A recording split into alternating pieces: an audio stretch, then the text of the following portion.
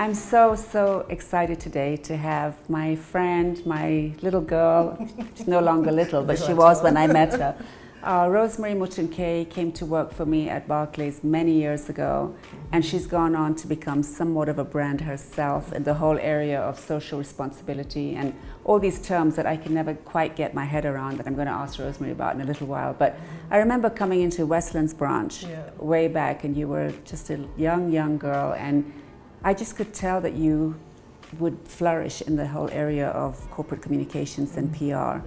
And you were in banking. I think you were telling, actually, when I first met you. Foreign exchange, yes, I was. And I looked at you and I said, you know what, this girl is not, I mean, she's just not boring enough to be a banker. And so I wanted her on my team, and I had a real struggle with your manager then, getting you. Yes. And you came, but what made you want to come into PR? What was it about PR that you... It was interesting because, like you're saying, when it was in Westlands branch, and there was always also some different activities with different, say, customers. But always be at the forefront of something like that, arranging something like that. So it was almost a natural progression to do something around communication or marketing. And people. And people. In fact, the reason why I went into the bank in the first place is because I wanted to do customer service, and I'll have that interaction with people. So coming into the bank and knowing that in the head office there is Gina and her team doing PR, I kind of would have loved to, but I think in the branch you kind of think you can't do that, you can't kind of do that transition. So when you came in, and it was actually a function, there we go. Okay. It was actually a function. I think we had a visiting somebody from the UK who came, and you came along with him, and that's when he just said, you know, it's about time you want her. And then my manager had kind of had a good plan and said, you know, you'll do this, move on to the next step. So, but like they say, it was, you know, after that, I think I didn't even stay over 2 weeks. Very quickly moved over to I think once I decided, I kind of pushed and made sure that I got somebody. You got what you wanted. So that was fun. But we had such a great time together. I mean, developing the whole PR side for Barclays, and at that time, I know we were starting the CSR, corporate social responsibility side of it, and I know you were very much part of that. But it was an interesting time, because I think a lot of corporates at that time were, you know, doing charity as opposed to CSR. And I think what you and I managed to develop for Barclays was this proper platform in which they could fully get engaged in communities. And you went on to do amazing things. After that, you went ahead. Well, you took over my job in lots of ways. And then you ended up in London for Barclays Africa, and you handled corporate social responsibility for them for Africa, which is really, really awesome. So I'm so glad that we fished you out of Westlands branch. Because I wouldn't have done all that, that's true. And you've gone on then, and I know we've worked together at Safaricom, and we worked together at the Red Cross, and it seems like either you follow me or I follow you, but we seem to be together in lots of different things. So Rosemary, I mean, I know sometimes when we first started the department, we would talk about CSR, and people's minds would automatically go to philanthropy, and it's not philanthropy, right?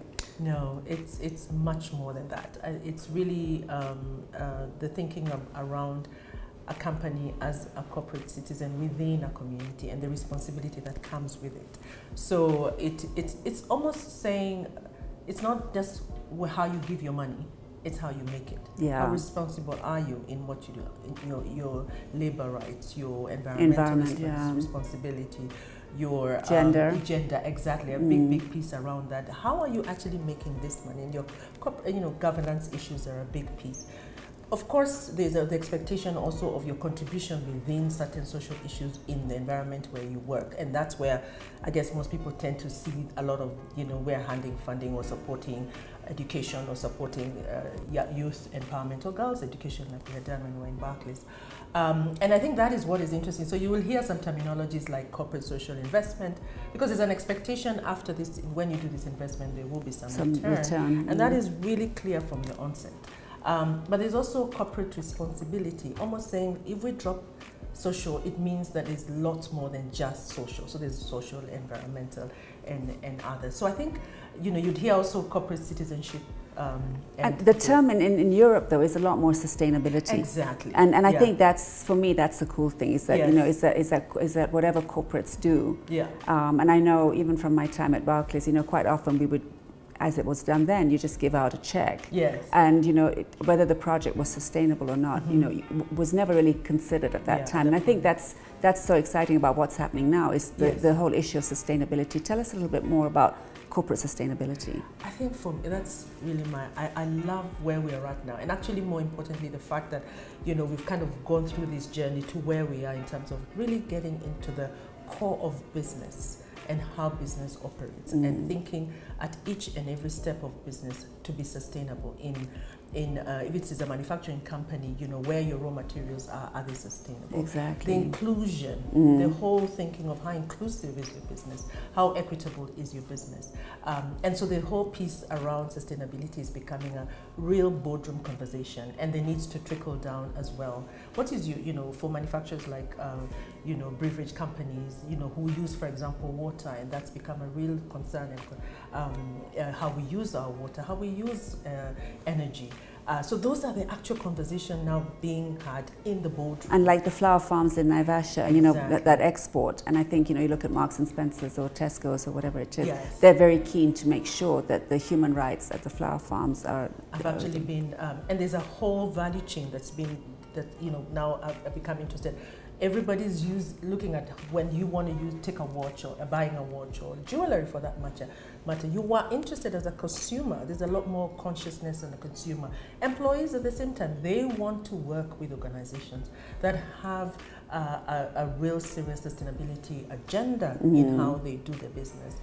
And then of course the SDGs, the Sustainable Development Goals, came at a time as well that this conversation and more in, you know, recognizing there's so many environmental and social issues in this world.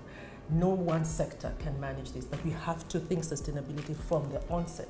We don't have enough worlds to manage to you know, it will deplete our world just by doing what we've been doing before. Things really have to change. And in the core of everything that we do, we really must think about our sustainability. How are we using the resources that we have in this world? And how are we, you know, you said a little bit earlier, what is our agenda? How are we making sure that we are more inclusive? Representative? How are we involving the young people in where the business is? And small businesses.